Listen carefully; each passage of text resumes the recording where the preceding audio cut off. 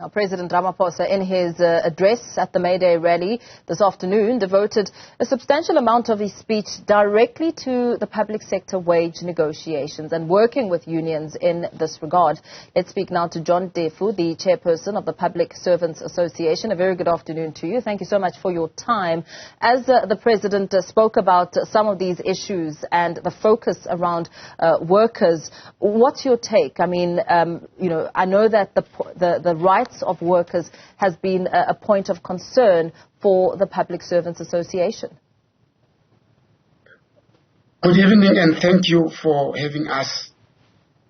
We are actually not perturbed or, our take of what the President has said. It's nothing to take home, mainly because I think throughout his term, he has been only on the words and less on the action. It is under his leadership that many of the benefits of workers were taken away, that we ended up in constitutional court because of failure to implement a collective agreement. So therefore, we are saying whatever that President has said, it doesn't mean anything to us. We want to see the action, and that's something that he has been very less when it comes to that. The action is what you've been pondering on for a number of years.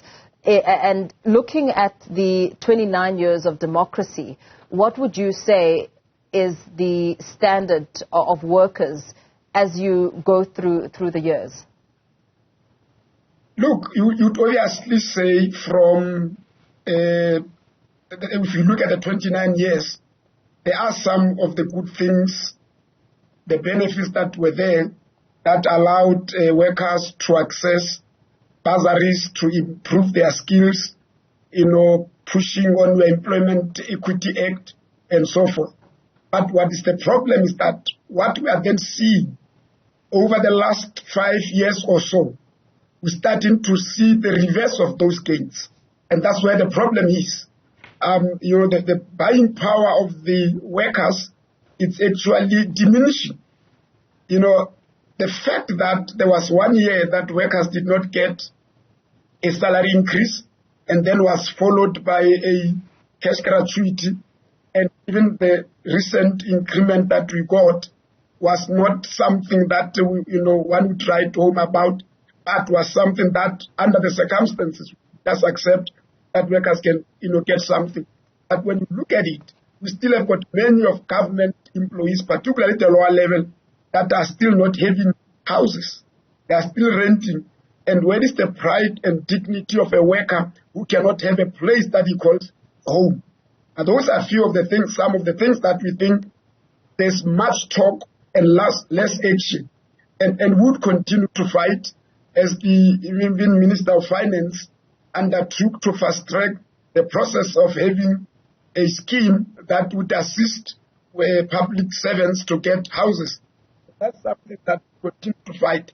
We are saying that the battle for worker emancipation and the freedom of workers is still very much at hand, and we would continue to make sure that we deal with these issues.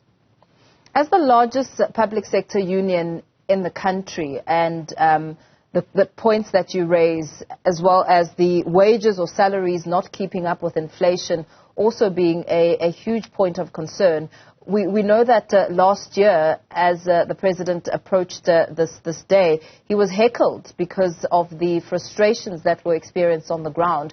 What do you think needs to be intervened? What sort of intervention should the President be working on as a matter of urgency to ensure some sort of stability and have workers be a little bit more content and not feel like the work and the gains are being reversed? The immediate thing that the President needs to look at is the conditions of public servants, where they are working. It is a fact that they are working in a dilapidated workplace, which is a risk to their health. Secondly, is to deal with the issue of staffing. Almost all departments are working with less than 50% of their staff capacity, which then create a problem. You have got a very angry, public, rightfully so, because the service that they are receiving, it's nothing that makes them happy. And as they complain, it is our members, it's the public servants that are actually finding themselves at the heart of this problem. On the other hand, you've got members of the public that are saying they are earning a lot of money, they are doing nothing, they are lazy. But on the other hand, you find government that says they are earning a lot as well, and nothing can be done because they they want to make sure that the wage bill is contained. So now they are public enemy number one. So if these two issues can be looked at, you can't, as government, continue to erode the benefits that workers got. And you want to present yourself as government that care about workers. So for us, those are three things that needs to be looked at urgently.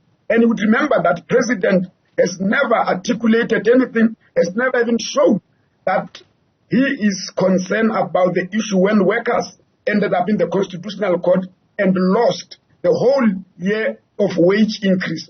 The very problem that even today they are suffering because of what happened in 2020. Lastly, the issue of COVID-19. We had workers, nurses, doctors, the front line, your police that were there, and government has never done anything just to give a token to show that they appreciate these essential service workers that put their life at risk for all of us. Me and you today are talking in the comfort of our place and workplace because they put their life on the line. And nobody has appreciated them except the empty words by the very president of the country. Very well. Thank you so much for weighing in on this discussion. John Teffo, the Chairperson of the Public Servants Association, speaking on May Day and the impact of President Cyril Ramaphosa, saying they want to see more action.